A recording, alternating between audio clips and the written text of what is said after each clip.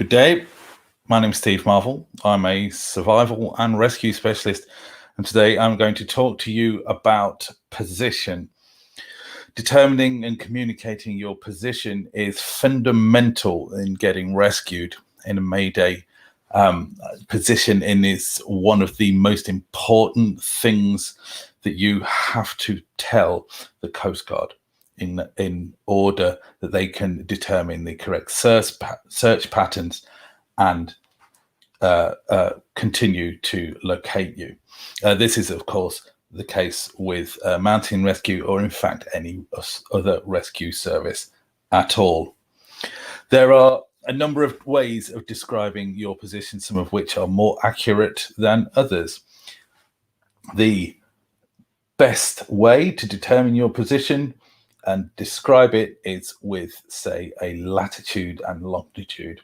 If you are stationary and you have a latitude and longitude, somebody will know with great accuracy exactly where you are, which is fabulous.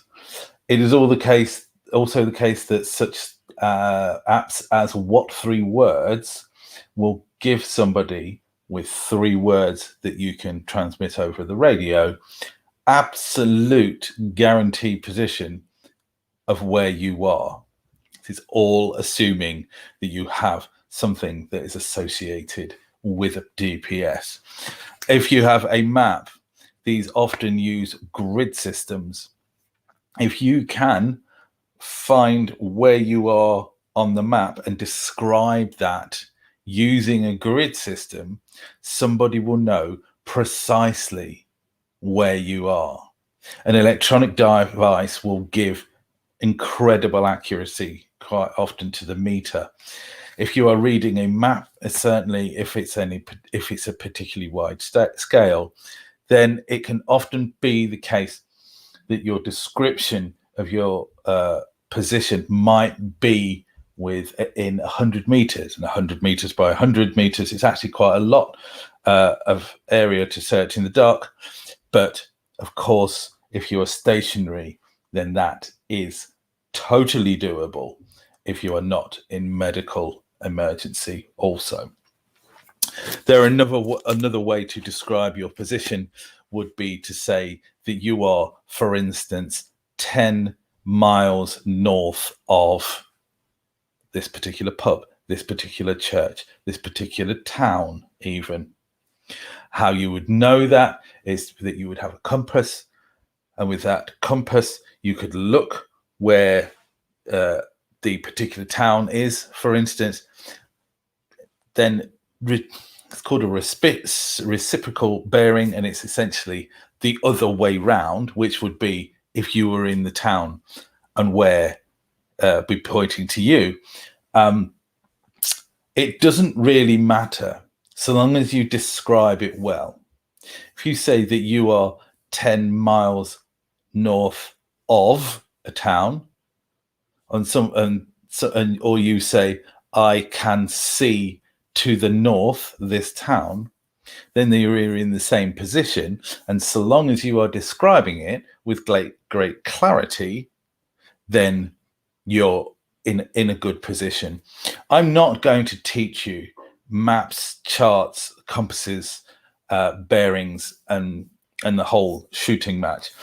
But for the fact that it wouldn't be sufficient to say that you are simply north of something unless you are superly north of something. It might be that you are 18 degrees, a bearing of 18 degrees from something, or 270 degrees from something.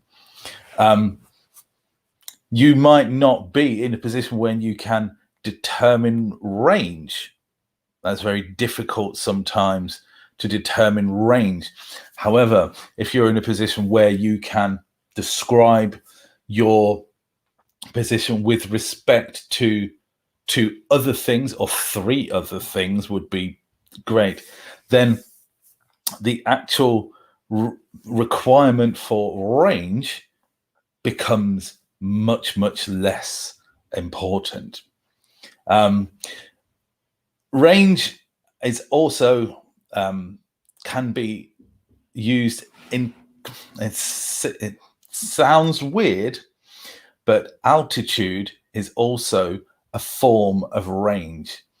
That is to say that you might say that you are on the second highest mountain that you can see.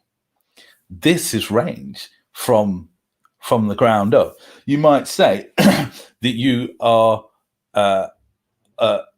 on an altitude of a continuous ridge line. This is range. Or that you are in an absolute valley, or you are next to a river and you're in a valley, or you were in a river. These are altitude related ranges. You might say, I'm on a tall mountain and I can see a taller mountain to the south. The sun could be to 45 degrees from. It's a creative process. Yeah, it's a creative process. It's to do with grid type positions, it's to do with bearings, and it's to do with creativity. Bearings, ranges, grid references, and just anything that you could say which determines with clarity your position as close as possible. You might say, for instance, that you passed a church an hour ago. This is perfectly useful piece of positional information, certainly together with another piece of information might be sufficient to determine exactly where you are. I started my walk and we went to the north and we followed the big fat path might be sufficient. If there has been, let's say, an amount of time has passed that you saw some people out, or you, the particular pub could be seen from your walk. I'm just riffing with this now, and that's because it is, unless you have an app and a map, a compass, it is an entirely creative process to determine your position. But you have to imagine that the person who is trying to find where you might be has a map, and that's it. They have a map and experience. That's all they have. And what they're trying to do is take away places that you basically can't be, and then places where you must be. It's this area, and then reducing that and reducing that and reducing that. And the point at which you can't reduce that anymore, this is the sort of place where you should be searching.